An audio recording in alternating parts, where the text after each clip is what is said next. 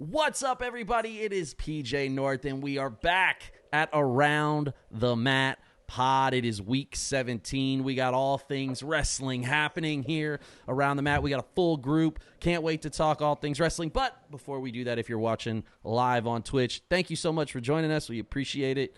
Hit a comment, like, do share. I don't actually know really how Twitch works, but I just know we're live streaming there.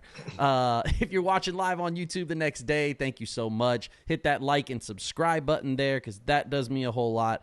Leave a comment, man. Let us know what your feedback is and your comments are, and I'll openly judge you on the internet. If you're listening on Spotify or iTunes, thank you so much. Leave a review, share it with your friends, tell everybody you know. That always helps as well. And if you dig wrestling, comment and follow us at AroundTheMatPod on all socials, Instagram, TikTok, Twitter. That's where we're the most active, Facebook as well. So make sure you give us a like and all of those good things. But with that being said, it is time to go around the mat. We've got the whole gang here in the top right. He is famed Canadian referee, the guy in the pinstripes, the best bald head in Canada, Brad Myers, refs. What's up, Brad? What's up, PJ? Thanks for having me again. It's been a while, but I'm glad to be back. I know you're a busy guy, man. You're constantly getting booked all over the place. So thanks for making time for me. I appreciate it. In the bottom right, he is the Ticket God, or as better known as Freddie Briscoe now, because I really liked that name. Freddie Fresh. What's going on, baby? One of the Stooges. Yeah, no, glad to be back on the pod. Glad to have you guys here, Brad and Nick, and ready to talk wrestling as always. Hell yeah. And in the bottom left, he is the connoisseur of all things bourbon. He is total wine guy, Nick Fiorentino. What up, baby? Hey, what's up, PJ? Thanks for having me back on. I think the last show I was on was with Brad. It's always good to have Fred with me, and no disrespect to Brad, but I know we were supposed to have Miguel. Who moves at 7:30 on a Thursday night? That's a poor excuse. He's just laying the groundwork for going MIA more often than not. Let's just say that. He really is. I'm a little concerned for all things Miguel. When the pools stop, that's when we know we're in real trouble, right, Fred? That's going to be that's going to be when he's like, I can no longer handle the pools. That's when I know I'm in trouble. That's when we've lost all of Miguel there. But yeah, man, a lot of things happening in wrestling. Obviously, we are back to talk all things wrestling. I'm very excited. It's a good week. We got a full house here, and the first thing we're gonna do is a brand new segment that I built last week with Fred that I thought was really fun, and we are gonna go through the headlines of wrestling in the world, and it's a quick 2-minute spiel. So because there's more of us this week, so I'm gonna give it an extra minute here. It's going to be 3 minutes. We're going to go around the horn really quickly with first starting with Becky going away. That's like the highlight of my week. I don't have to see Becky Lynch on my TV. I'm very excited about that. I love Seth Rollins. I hope Seth comes back at some point. But Becky leaving for me is I like it. I'm into it. I think she could use some time off. I hope she picks a new finisher when she comes back because she has yet to hit her finisher ever complete. So yeah, we'll see what happens. I'm excited about it. Brad, what about you, man? How do you feel about Becky Lynch going away? Yeah, I definitely think she needs some time off. She's been a main character for what seems like forever now. And it's nice that there's new women stepping up and filling the spots of the injured people.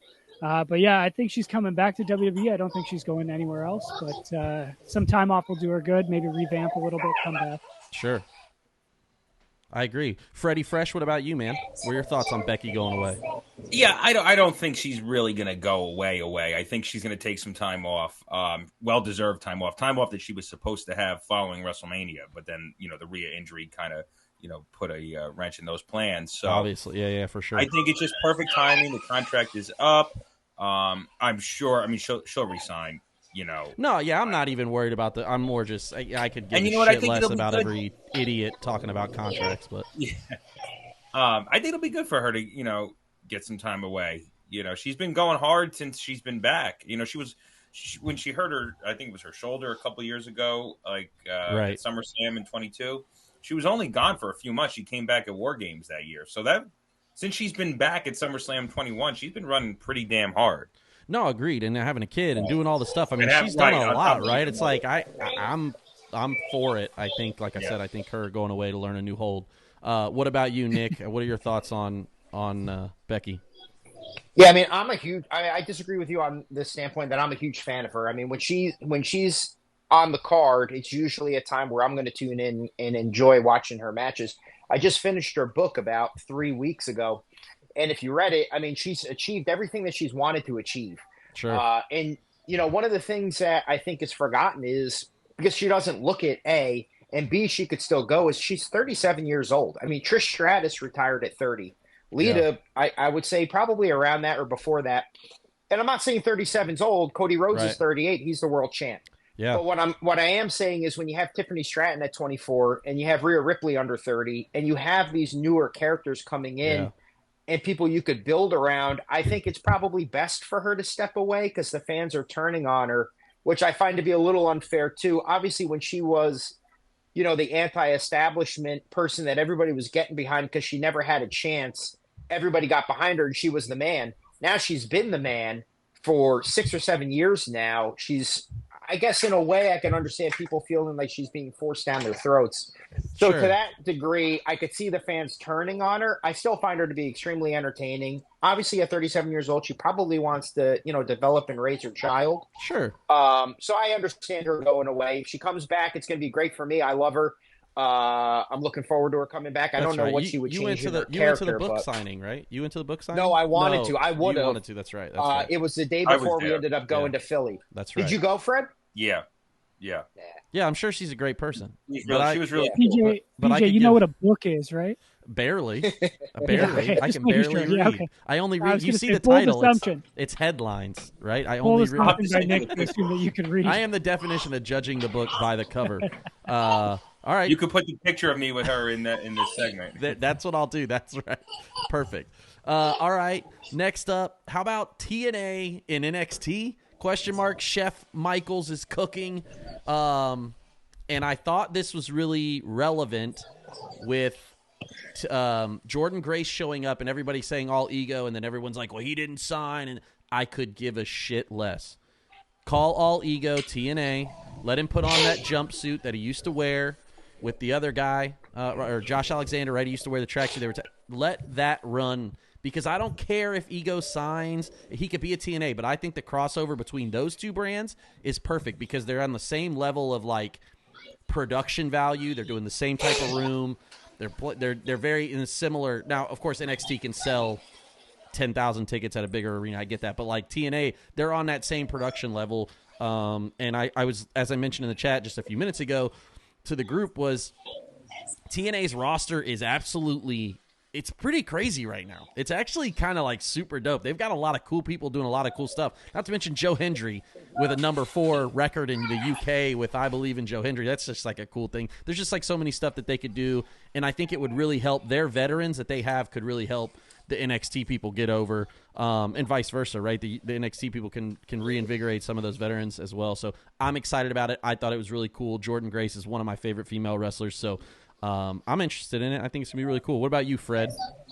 Yeah, no, I'm all for it. I think it's great for TNA, obviously, to get that rub. But I think it's also great for NXT because it brings fresh faces in, that we don't normally see. Sure. And it just it freshens things up. I was shocked when Jordan Grace showed up on NXT, even though she had made the appearance at the Rumble. Well, yeah, I wasn't expecting it at all. That's the best part about the whole thing. It was not leaked. I don't care about any of these moronic journalists commenting and ruining everything. Like, that was like the most unexpected thing of all time, those two people. Right. And I think that that's exactly how it should be. I don't see why we're ruining it every week by talking about something. No, I know. You know what, though?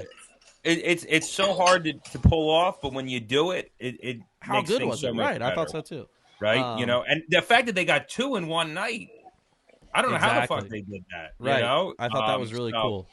I'm looking forward to it. I'm even curious to see who from WWE goes to TNA. I know we were talking about, the AJ Styles thing. I think that would be cool. Be sick. Yeah, that'd be AJ really Styles cool. back in TNA for one more match or something like that. There's a lot that they could do. A lot of WWE guys have been in TNA. you know. Yeah, And, almost. I mean, a lot of people have kind of made their way through at some point and been an Impact or TNA if they weren't. And just I'm like hoping a lifer. I may be the only one, but I'm kind of hoping for some kind of broken Matt Hardy thing to come on. Well, they ain't got shit else going on, so I'm sure they can do something. So, you know, I'm still a Hardy's guy. You know, I know. Get it. But I do think Matt is better with the character at this stage Sure. in his career. You know, that's what's keeping him alive is that character. Yeah, there's a lot of stuff. I mean, there's just so many. It opens the door for just a lot of cool shit from a TNA perspective. Just because, like I said, I think they got a lot of stuff going on. Nick, what about you? I don't know if you caught it at all or what your feedback is on TNA.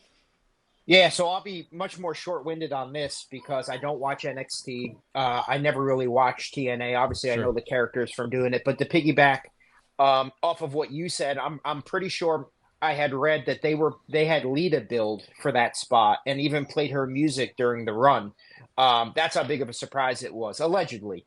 Cool. But I think it's great. You saw it with Mickie James coming out in the Rumble when she was knockout champ, and then this past Rumble with Grace. And I think the only thing that it brings to mind is just to Fred's point too.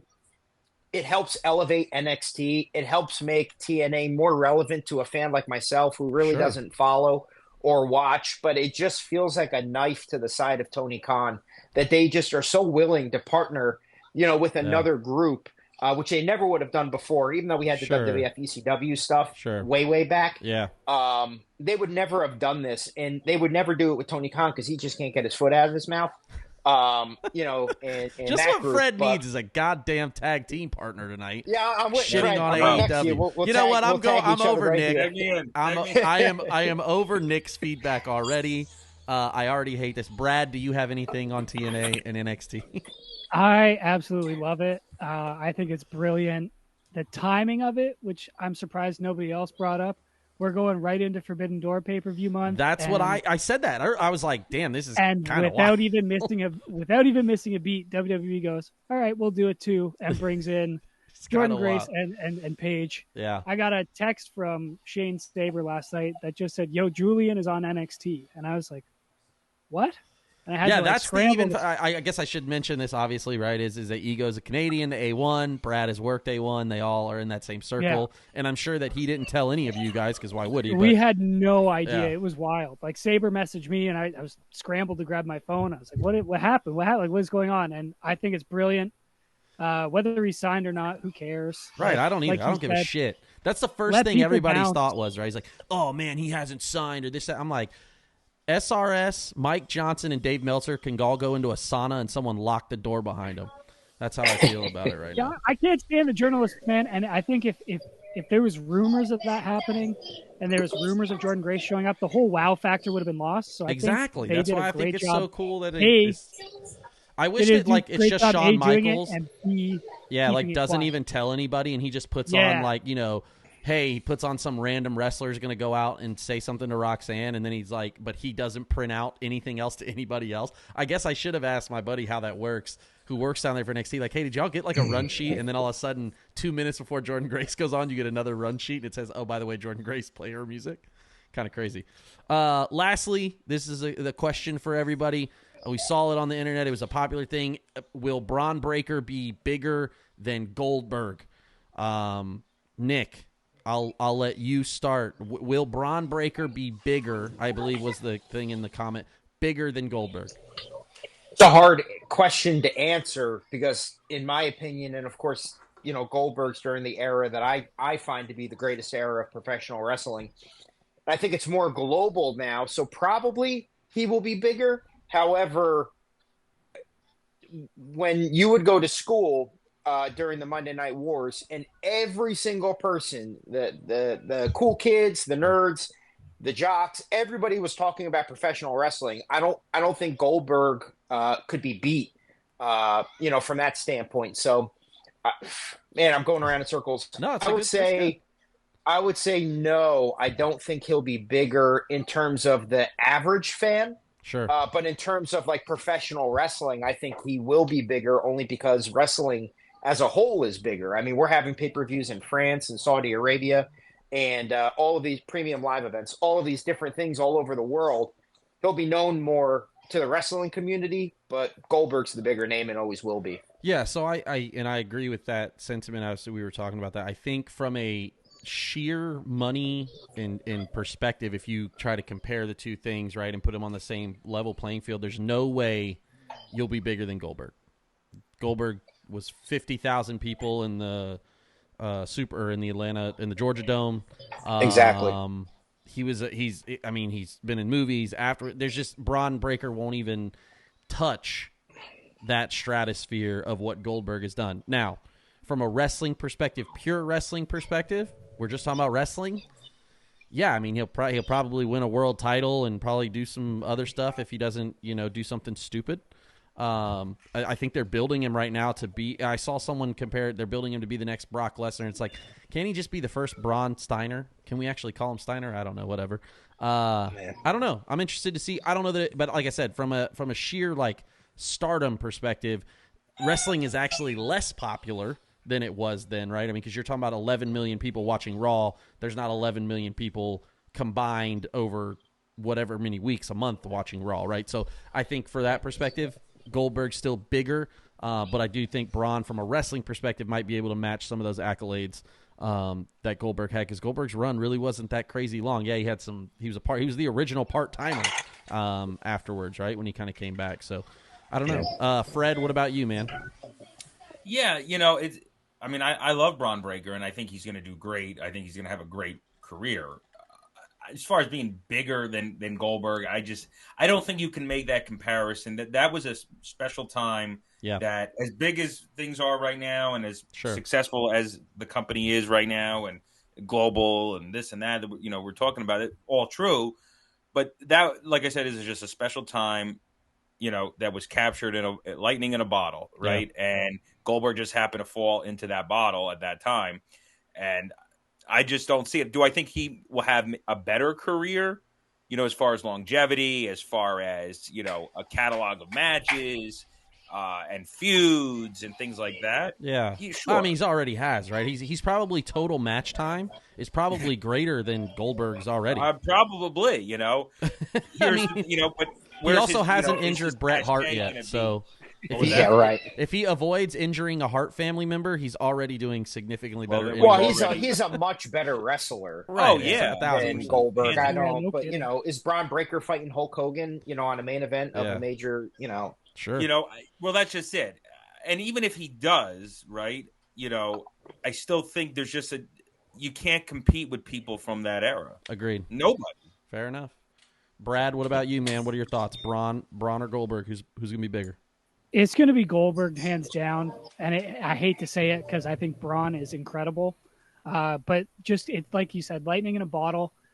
No one's ever going to top that era. And I mean, hell, if it gets that popular with WWE this time, I think Bron Breakker will absolutely eclipse Goldberg. You're talking about narrowing people's watching. Yeah. You're talking about narrowing people's watching to wrestling is why that would be crazy. Hey man, Netflix, you never know. We fixing to find out. That audience is captured for sure. But yeah, I think if that happens and we do end up in a huge boom period again, like the Attitude Era with WCW, then I think he could be. But I don't see that happening, so I'm going to say no. Crazy. All right. Well, we've made it to our first. That was the headlines of the week that has been since last Thursday, and next week we'll do some more headlines. It's a quick way to go through them. But as everyone was abuzz this past weekend, we had 2 wrestling events that happened, which is really great. We got to watch a lot of wrestling this weekend, which was awesome. Saturday and Sunday. We got the matinee Saturday, and we had the Sunday night prime time. And it starts with King of the Ring and Queen of the Ring grades and recap. So I would love you to give it a grade and then tell me your favorite moment from the event. Tell me why, that type of thing. And Brad, I will kick it off with you. King of the Ring. You picked the wrong guy to start it off with. I'm only about halfway through King and Queen of the Ring. Well, that's good. So you're captive audience as well, man. You can just tell us. That's right. That's right. What's your favorite thing to happen so far? I've read all what happens, so I think Gunther winning is the best thing that's ever happened to him. But did he win? That's the real question. Okay. So that was that was your favorite moment so far? I don't even think I've seen that part yet, but Well, perfect. I did start with the right guy then. I didn't start That's right. clock, so that's fine. So do you have a Perfect. grade? Okay, so where you're at in the pay-per-view, do you have a grade for it so far? I'd probably call it a B. Okay. Maybe a B plus. I love the international pay-per-views. I love a matinee start. I love being able to wake up and watch it. That's amazing. I don't know how you love a matinee start. You missed it on Saturday. You're now watching it back. I would have watched it if I didn't have shit to do. Fair enough. All right. The guy was refereeing. I get it. It's fine. That's right. So he's giving it a B or B plus right now. Okay. Fred, of course, we talked about it as we were happening, right? You were down the shore. You were hanging out with the gang, so you got to see it with a bunch of poor takes from Miguel and Mario and crew. I'm sure. What's your grade and what was your favorite part of the event? I thought it was a really good show. Nothing, was insane. There was nothing like, but I'd give it like a B plus. Okay. I'd give it a B plus. I thought all the matches were good. All 5 matches were good. I was happy with the finishes. I have no complaints about the show.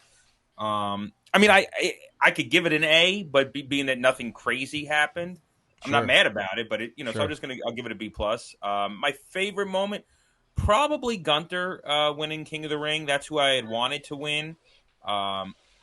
I did, but then when Orton got in there, I kind of wanted Orton only because. Yeah, well, we talked about it last week. We made Orton that. You made Cody. that point, right? Yeah, you made that. Calling which that out. I think we are still going to get because obviously Gunther is going for the Raw title, right? Yeah. So, and you saw the handshake. Yeah. I don't know if the handshake was on King of the Ring or if it was on the SmackDown the night before, but they ran into each other backstage. Yeah, Cody the night Orton. before. It was SmackDown. Okay, Yeah. And they shook each other's hands. I was like, oh, there's your little. I hope that's so. a little It's kind of a little rub for the legacy. Okay. Yeah. So we'll see what happens. But no, overall good show. And Gunther winning. I also will say I thought the elbow off the top that Logan did. Frog splash. The frog splash. Yeah. Onto Cody. That's cool. what I was going to say. That's the hands down my favorite moment was that frog splash in the drone video. That the fact that he kind of produced that or talked it into fruition with the camp and understanding. Yeah. I mean, nobody gets the content thing more than him, right? I mean, he is that guy from a creative standpoint. He wants to structure things to make them look larger than life, and he gets that from the boxing perspective and the things that he's done on his YouTube and all of that to say that was hands down my favorite part. And it even happened to my favorite wrestler, and I just thought that I was like, damn, that shit was crazy and so sick. I was like, that was unbelievable, and Logan continued to get over. I thought the finish was a little cornball with the knuckles and then all that stuff, but I actually gave the pay-per-view better. It ran from top to bottom smooth. I didn't skip any of the matches. I watched it at the racetrack on my phone, and it was awesome. I was like, this is a great pay-per-view from top to bottom. Gunther versus Orton was banger. I loved Liv Morgan winning. I think it makes the most sense. Nia Jax, who also, by the way, you mentioned that Becky Lynch is 37. Nia turned 40 today. Yeah. Did she really? Wow. Turned 40. So, and she looks great. Exactly. So I thought but I think making her Queen of the Ring makes the most sense right now because she needs to be in the picture. I don't necessarily think she needs the title, and that's one of those. She's one of the. I never really got that saying ever, but I do get it with her because it's like I don't ever think about her losing. She does lose a lot, but I don't really think about her losing because she's such a monster, right? So it's like I don't know. She's one of those that falls into the category of doesn't need the title. I always hated that, but I thought it was I think that's a good one. But so I gave the pay-per-view actually an A plus. I thought, and again, I my standard from a paper. I think they did a great job because they had the right number of matches. There was I didn't watch the pre-show. I could skip that.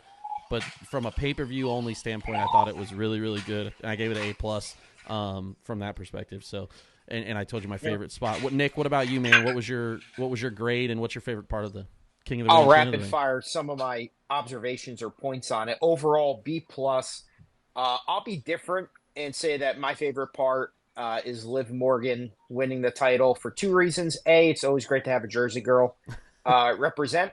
And number 2, obviously the seeds are planted for Rhea Ripley to come back, I think, as a monster face to take over like the face of the female division, similar to what Becky Lynch was. So her going away might be best for that situation. Yeah. I thought that match was just okay.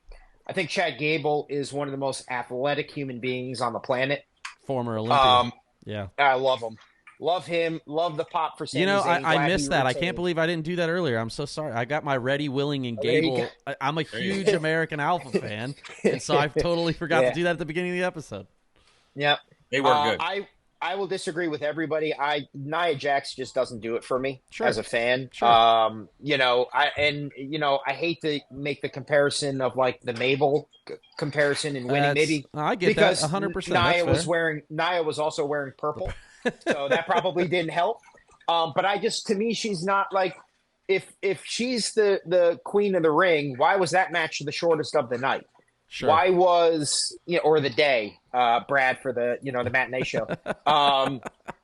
Why did Valkyrie have more offense? What was Nia's biggest move? The bear hug in the middle of the match. She doesn't do it for me, and I hate to say that because when she was winning the title against Alexa Bliss at WrestleMania, I was all for it, and I thought that she was a monster and very believable, and I think Vince ruined it. I don't blame Hunter, and I understand why they're doing what they're doing. Has anyone started and stopped between her and Rusev? They have the most start and stops in the history of WWE, I gotta believe. I couldn't agree more. And I'll just finish out. It's disappointing that Roman Reigns going into WrestleMania season was calling that title the B title. And then they've done that. I mean, why wasn't Damian Priest on? Like, he couldn't find anybody to fight. They only had 5 matches. They can't find a 6th. Yeah. So they're making it believable that it's the B title. We all feel that way. We know Cody Rhodes is the champ, but they're making it very Jack Swagger and Alberto Del Rio. See, I get that point. Title reign. I get that point, but they have so much. They pigeonholed themselves because they put Drew and Punk in such a thing that they have. It's like nobody cares about anything else. Like until Punk comes back to fight Drew, I do not care about the heavyweight title on Mondays right now. I couldn't agree more. How wonky was Raw with 3 heels opening the show? I actually thought that was super cool because I don't believe in the heel babyface thing anymore unless you're just a true dickhead. But Gunther took the back seat, it felt like. I don't know what Drew he was doing because he walked Priest. out of the ring. I don't really get that part at all. I didn't understand that booking. But also I was like, I enjoyed the segment between them. But I get what you're saying. 2 more super quick points. I love that they do what they do in professional boxing and UFC where they have the stars in the crowd, and they acknowledge them. LA Knight got a huge pop. Wasn't on the card, but it was cool to see him. And the last point I would make is on Cody Rhodes. Both of his title matches have been A quality matches, but I feel like his run overall has been a B for the simple fact that he hasn't had any kind of prolonged feud. It was AJ Styles for a match, and then it was Logan Paul for a match. And if he's going to need to do his finishing move 3 times to win, change your finishing move. I understand beating Roman Reigns with 3 times, doing that. But why Logan 3 times? But see, I think they're doing that, and I solely believe, I truly believe that they're doing that for the video game. That's the only reason they're doing that is because you're probably right. The super finisher thing that you can do on the video game, the 3 of them. Oh, maybe. I do believe that's why they're actually still doing it. He's on the game. They still talk about the game constantly, right? There's the commercials, the seasons passes, all the stuff. Like, I do believe that's why he does the move 3 times still. Imagine Stone Cold Steve Austin picking the guy up and hitting 3 stunners in a row to win a match. If your finishing move is so devastating, why are you doing it 3 times? I do get that. Well, maybe the move is 3 moves. Like Eddie Guerrero's 3 suplexes was 1 move, but it was 3 moves. Maybe the Crossroads is now 3 moves. See, but the thing about that is, but hold on. The thing about the stunner, and you say that, the stunner very rarely ended the match because there's so much schmoz going on in every Steve Austin title match ever. Has there ever been like a just straight up? I mean, you know what I'm saying? Of course there has been, but you know what I'm saying? Like the majority of Steve Austin matches were a ton of schmoz finishes, right? So like, in my opinion, I think I do get what you're saying about the finisher. Why does it take 3? I don't know. But like I said, in my humble opinion, I think it's I do think it's because of the video game. You're probably right. I didn't even think of that because like it makes sense. Like he did it with Brock, that was cool. That was needed, right? Sure, yeah. He did it with Roman, that was cool. That was needed. To the Logan Paul thing, though, he didn't need to do 3. Sure, but it could be the video game thing. I didn't even think of that. Last point about about the feud. No, I Go just ahead, want to say Nick. one thing on Fred. Yeah. So, yeah, you're right, because Brock is a monster. You needed Sure. to do it 3 times. Since Roman Reigns is the greatest champion of all time, you needed to do it 3 times. Now, because you had to beat Logan Paul with it 3 times, now it becomes you have to do the move 3 times. The just greatest because you have to champ do of it. all It's not time. effective enough. The greatest champ of all time? Nick gets As long as reigning, you can make the argument based on a lot of I could give a different shit things. less if he beat Hogan's reign and San Martino's reign. That guy couldn't wrestle his way out of a wet paper bag to call himself the greatest champ. That could be an opinion, and that's fine. But if we're talking just the wrong one. It's the That's the fact. worst take he's had in a long time. If we're treating it like a sport, the guy's had the title longer let's than treat anybody it like else a in the sport. modern era. All right, Let's so treat he's it had like the a title sport. longer than anybody else in the modern era. He's defended it 3 years in a row. He's the only person to ever do it. Never And he's defended main it a evented lot. more WrestleManias, and he's main Why evented does that more matter? WrestleManias than anybody else in the history of WrestleMania. Okay, hold on. How are you going to call it a sport and then say he defended it the most? He hasn't ever. He never defends it. He also How never many won sports clean. champions defend the title? Yeah. You play for the Stanley Cup in every fucking game. After they win, they don't series. fucking get on that Bro. field That's for another right. 6 months. Y'all are That's right. fucking absolutely bonkers. You know what? I'm not hold saying on. he's all my of y'all, favorite all champion. of y'all are losing I'm points. just saying right now. that you could argue that he is the greatest champion. You could argue. You could make that argument. Thank God we're not arguing that. You know. All right. I next thought up- I'd be arguing with Miguel, not you. No, because I never thought Miguel I'd is debate with Miguel's you. that guy for this would be a nightmare if it was me versus you three. All right, that was all good though, man. I thought, like I said, King of the Ring, Queen of the Ring was really great. And like I said, this is what I really wanted, that energy right here. This is that Woody Page energy right there. All right, next though, AEW Double or Nothing was Sunday. Look, outside of your opinions on I do, of course, want to hear your opinions on the company too, but from a strictly pay-per-view standpoint, as I mentioned in the chat, it was the lesser graded. I did still give it an A, B plus A, and the reason being is I think they have matches that don't need to be on there. I thought the Orange Cassidy Trent Beretta had one of the better stories, but I also think like that's just kind of typical how they do what they do. And then had Trent lose again. I'm just like, whatever. Okay. But the FTW match, I'm not giving any credit to it at all. I love Katsuyori Shibata. I liked Hook a long time ago before he started talking. I cannot stand the Chris Jericho thing anymore. I can't do it. I can't do it. The match was, to me, I was just like, this is dumb. I don't get it. But all that to be said, those are the negatives. The positives, Anarchy in the Arena delivered, and I didn't know if it was going to, and I was like, damn it did it again.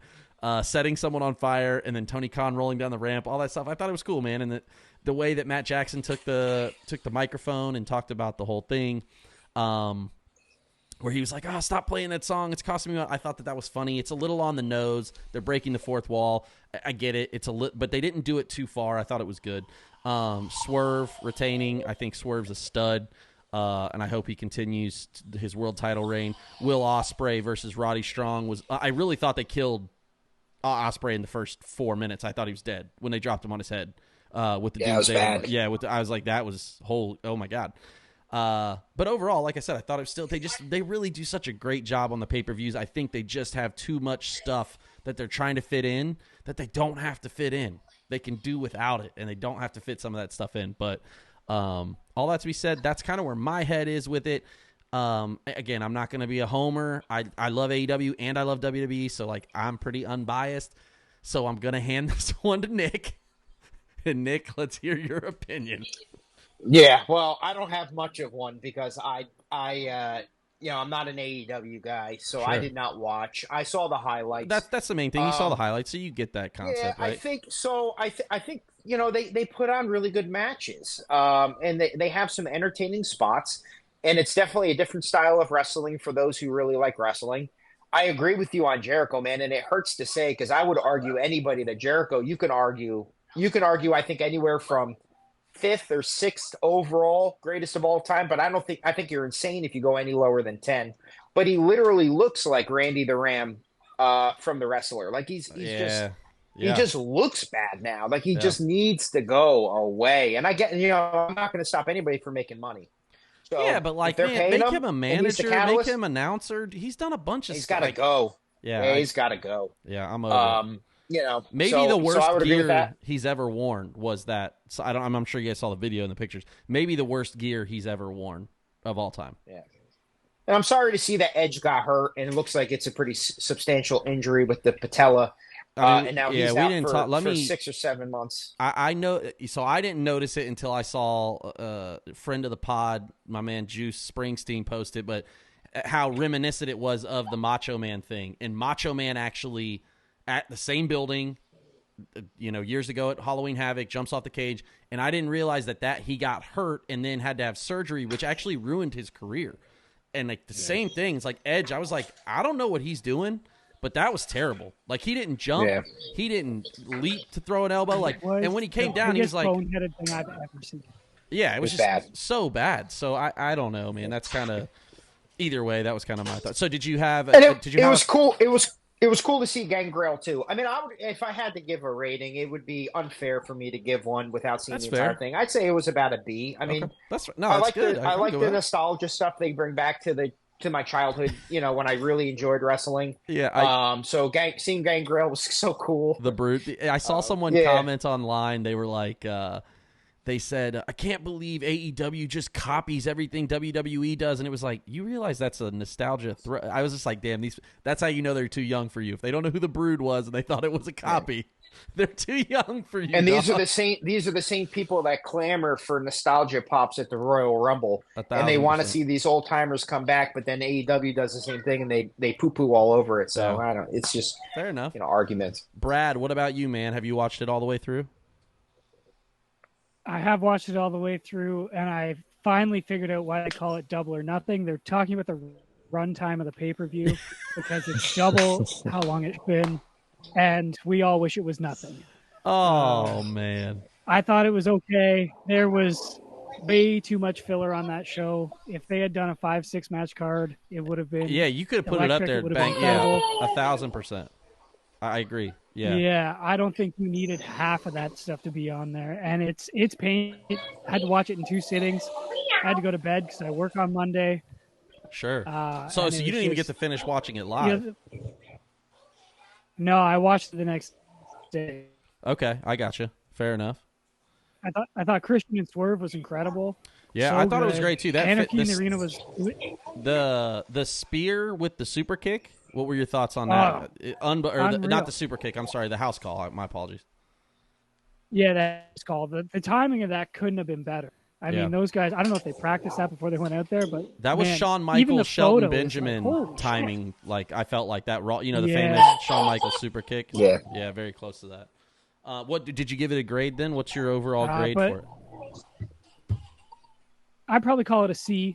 I think if they had cut a bunch of stuff, it probably would have been an A+. You do not want Brad in English class because that guy is hard on it. Okay. Wow. All right. Freddie Fresh, what about you, man? I know your feelings about the company, but the pay-per-view wise. Yeah, I always, I'm pretty, easy going with them on their pay-per-views. I do think they usually deliver. Unfortunately, I didn't see this one. Oh, you haven't? Okay, because you were at the BBQ, right? Yeah, so I didn't actually get to see the pay-per-view. I do want to go back and see the match with Edge, and I do want to see Anarchy in the Arena. Sure. So I can't really say. The only thing I did see, I didn't even see that full segment.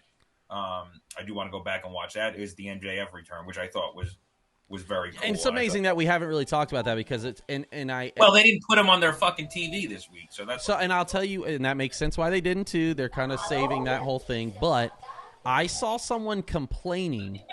Or no. I saw someone trying to it was Meltzer, right? So it's, how these journalist sites will share what Meltzer says, and I'm like, what's the point in that? Like, what? You're not a news.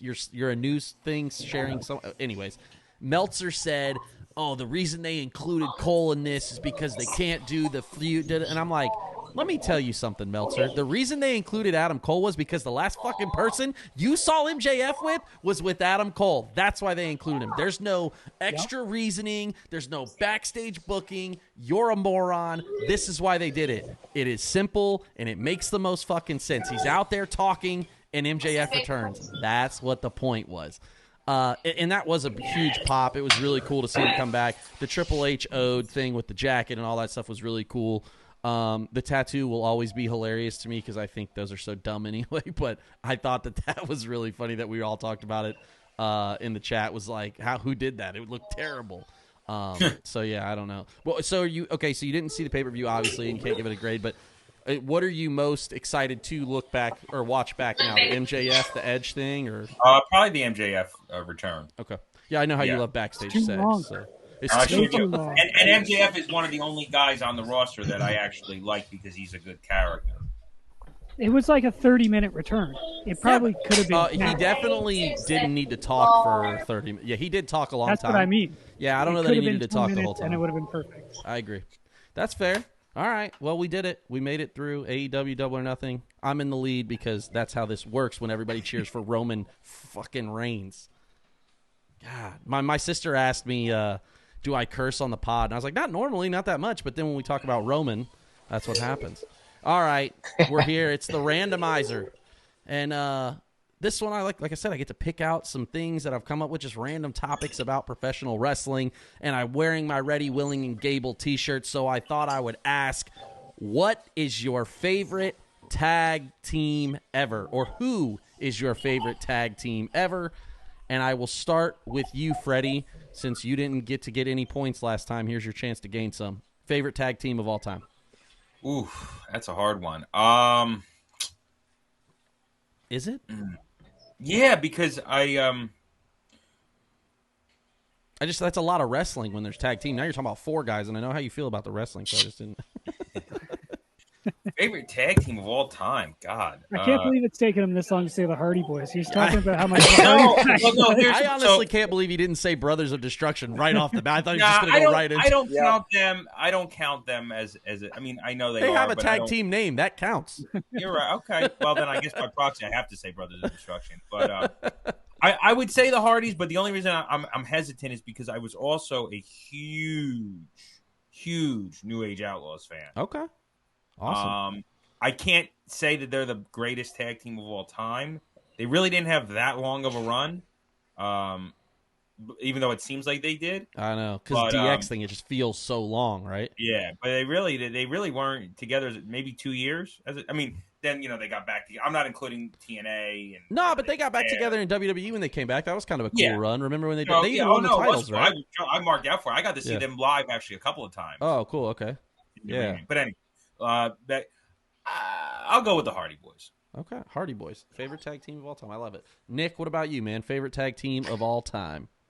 So, I mean, being the age that I'm at, I started becoming a fan in 1992. So, hands down, without question, will always be the Legion of Doom. There's just no question about it. I'm not saying they're the most technically sound wrestlers. I'm not saying any of that kind of stuff. Don't worry about it, yeah. My favorite wrestler and the guy that hooked me onto professional wrestling as a kid growing up was the Ultimate Warrior. So right there, anybody who was a Greek god looking guy with face paint was going to do it for me. Legion of Doom, first live show I ever saw, they fought the Nasty Boys. I had the foam red with the foam spikes. Yeah. Huge Legion of Doom fan. Their finishing move was terrifying. Still is terrifying. Still exactly. maybe one of the best finishers that's like transcended time. Because a lot of those finishers from back then didn't transcend time. That's still far and away will always be the Legion of Doom. I love that. All right, Brad, what about you, man? I gotta say Edge and Christian. I know it's probably my Canadian blood in me, but it was either going to be that or the Hart Foundation. That's I could tell, or maybe the Fabulous Rougeaus. I cannot stand Bret Hart. That's a topic. Oh, that's right. Time. We've talked about this. I'm sorry. Oh, brother. The Hardys, again, they got to be up there as well. And then if you look at modern day teams, like the Briscoes and the Bucks are definitely up there as well. Awesome. Okay. I love that. All right. Well, my favorite tag team of all time is the Brainbusters. I love Tully and Arn. I didn't, of course, get to watch it live as a kid, but I love tag team wrestling from a very young age. I thought like the matching gear was always super cool. We talked about this last week, Freddie, about the Owen thing. High energy, right? All those like tag teams back then, the Beverly Brothers, the Heavenly Bodies, all that stuff, like the tag teams with the matching gear and all stuff. And then there was one of my favorite tag teams growing up was Marcus Bagwell and Too Cold Scorpio. Man, I love Too Cold, and I thought that was a cool tag team. And just as the Smoking Gun. So like I love tag team wrestling. So when I got able to watch back all of the stuff, man, I got hooked on Arn and Tully. I could list a lot of them, but second would be FTR because I love everything they've done. I've loved them, and they were amazing in NXT. They've been amazing in AEW and in New Japan, and also tag teams like WWE always made it feel like they hated tag team wrestling, so I didn't really get it because they would just put random people together, right? Later in time, and so I was like, that's kind of weird. But yeah, man, Midnight Express is also up there too. I finally got the Grail, for me, the classic superstars Midnight Express at WrestleMania this year for finally found a reasonable price. So yeah, man. But for me, it's Arn and Tully, the Brainbusters. I've got multiple sets of their figures, so for me, that's what did it. All right, this is one of my favorites. It's trivia time, and you call yourself a fan.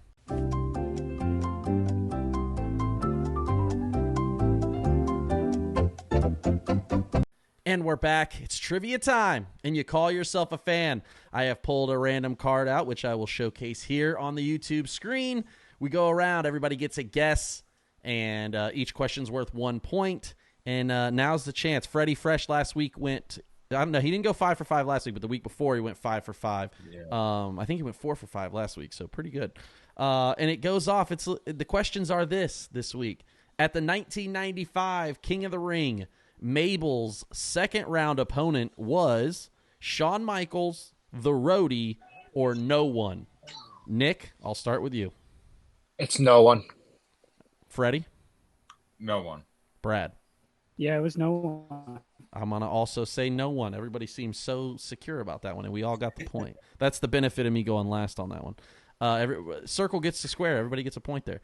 All right, number 2. At the 1994 Royal Rumble, who accompanied Bam Bam to the ring? Luna Vachon, Shawn Michaels, or Diesel? And Brad, we'll start with you. I'm going to go with Luna Vachon. Freddie? Luna. Nick? His main squeeze. Bob Backlund. No, it's Luna. You know what? Nick's going to get an extra point for that one. I'm also going to say Luna, and it was Luna Vachon. Unbelievable. Circle gets a square on that one too. All right. Number 3. At the 1991 Royal Rumble, the Ultimate Warrior's opponent was The Undertaker, Jake Roberts, or Sergeant Slaughter. Fred, start with you. Slaughter.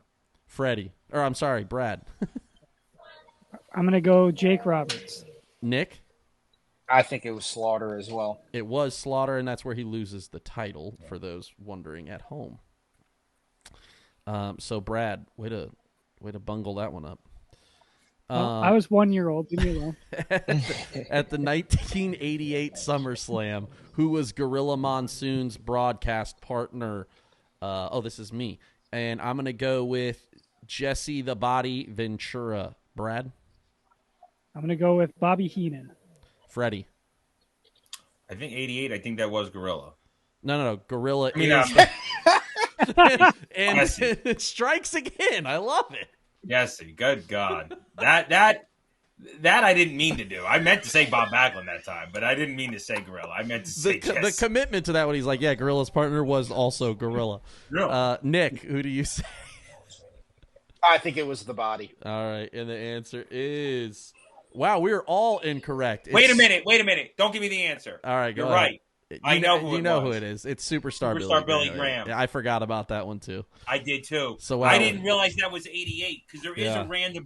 I wanted to say that was like 89, but no, 88. I should have thought of that too because like I mentioned in the chat the other day, I watch primetime wrestling when I go to bed. I just turn on random episodes, and Billy Graham was doing in 88. He was doing a lot of stuff there, terribly, but he was doing a lot of stuff. Just like the Rumble 90, I think is like it's Tony Schiavone's. Yeah, Schiavone's only time. Yeah. Yeah. All right. What wrestler starred in Richard Pryor's movie called Moving? Nick, I'll start with you. There's no multiple choice for this? Nope. I have no fucking idea of this one. I'll say the Junkyard Dog. All right. Freddie? Shit. What year did the movie come out? It doesn't say. It just says what. You can't ask additional questions. I got nothing. All right. I would like to phone a friend. Just say Bob Backlund. We all know you're going to say it. All right, let's go with just to keep consistency here, superstar Billy Graham. All right, Brad. I'm going to go with Jesse the Body Ventura. That's a smart move. I'm actually going to go with the Iron Sheik. And the answer, we are all wrong, but we're all very with Sheiky Baby. It's actually King Kong Bundy. Oh, so that was trivia time today. What a wild turn of events that was. I never even heard of the movie. I'd never seen that movie either. All right, well, fair enough. We've made it back around. This is one of my all-time favorites. It is One Has to Go, where I give you 4 scenarios, 4 wrestlers, 4 of the best things to happen, and one has to cease to exist. And with that being said, this week it is Attitude Era finishers.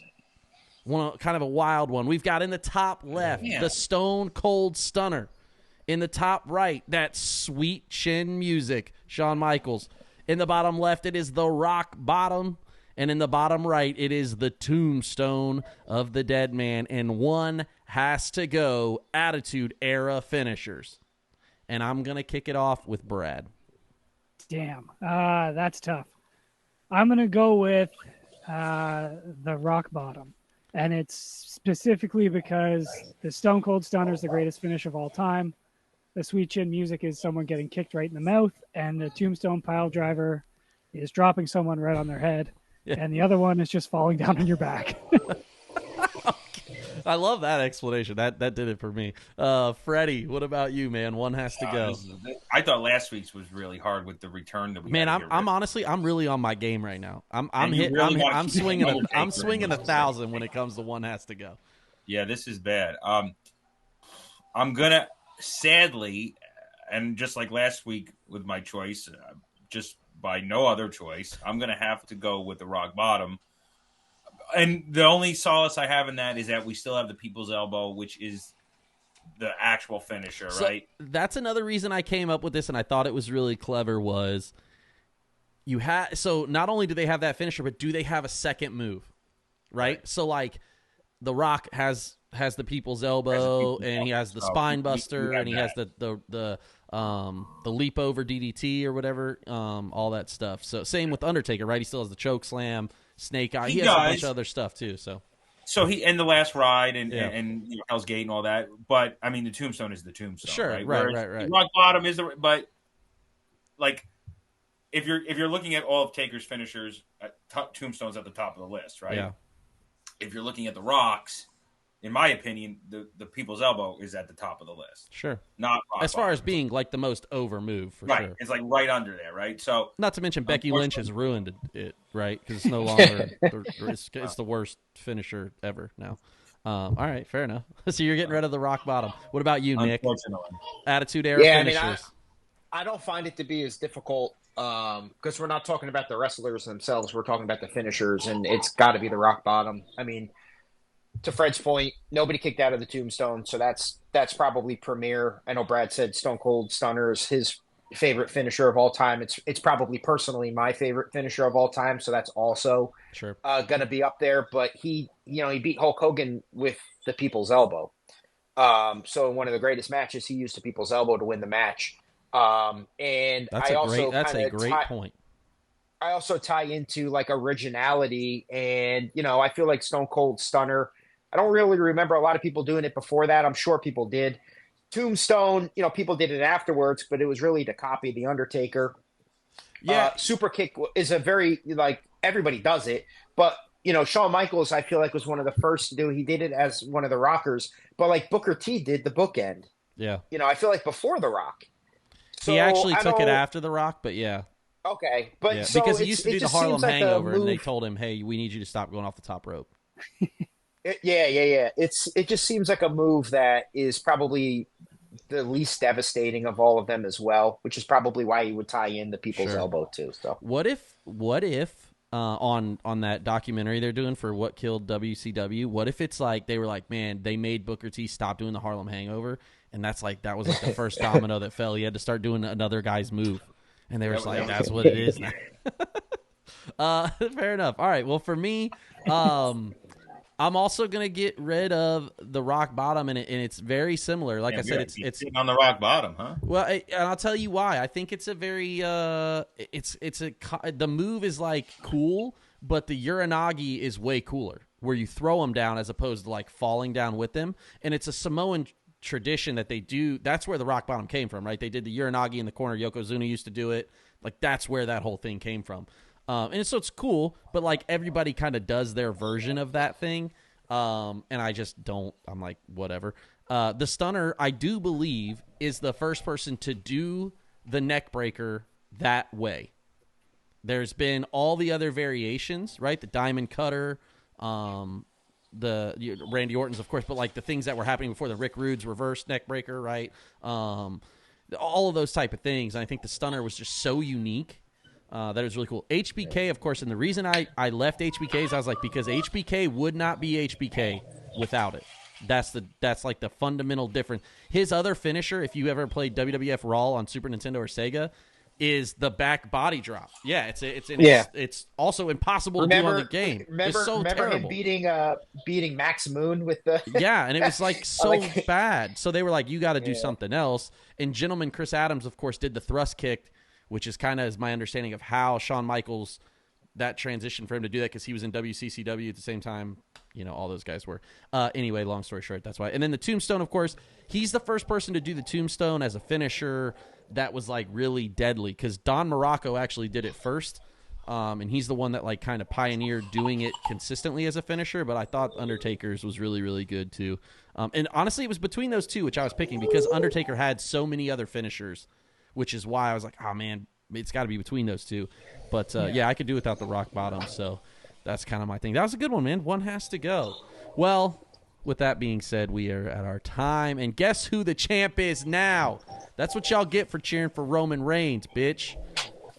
PJ North's the world champ, just like my man Cody. Man, I appreciate you guys joining us today. You guys have anything you want to shout out, Brad? Where are you wrestling this weekend? Where are you refereeing? I am. What's this weekend? I'm at Pro Wrestling Ontario. You can catch that on the PWO, man. Ontario That's World right. Order. And then next weekend, I'm at Black Label in Chicago. That's going to be awesome. In Barry Wrestling as well. Shout out and to then Barry. check out Alpha One on YouTube. Heck yeah. Freddie, what about you, man? Anything you want to shout out? No, man, just another great time here on the Can you flex for the camera? I would like to note that Freddie is getting absolutely swollen. Right. My guy's in the gym getting definition on the arm. I'm like, man, my arms are getting really big. And then Fred posts a photo and he's just like yoked. I love that. And Nick, what about you? I've seen it. He looks jacked. Nick, what about you? Anything you want to shout out, man? I got nothing. Appreciate jumping on with you guys. I will salute the Tribal Chief one more time. God, I hate all of you so much. I can't stress how much I hate you all. Man, No. shout out again. Thank you guys so much for joining us. If you're watching live on Twitch, thank you. If you're watching this on YouTube, don't forget to like and subscribe. If you're listening on Spotify or iTunes, give us that 5-star, that 1-star review. Helps everybody out.